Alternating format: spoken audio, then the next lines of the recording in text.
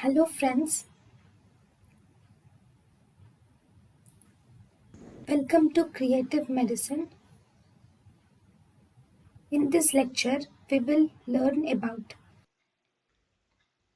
Complications seen in pregnancy due to polycystic ovarian disease, abortion or stillbirths showing low progesterone levels, gestational diabetes mellitus, preeclampsia, preterm labor are the complications in pregnancy.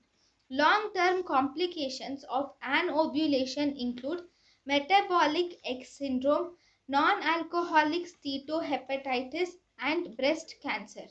In metabolic X syndrome, we have five categories. Triglycerides are found to be more than or equal to 150.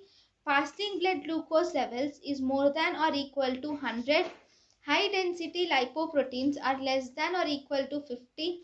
Increased blood pressure is equal to 130 by 85, and waist is more than or equal to 35 inches in females or more than or equal to 40 inches in males.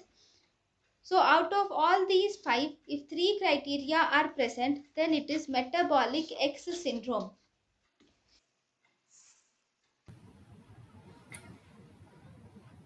thank you and thank you for watching.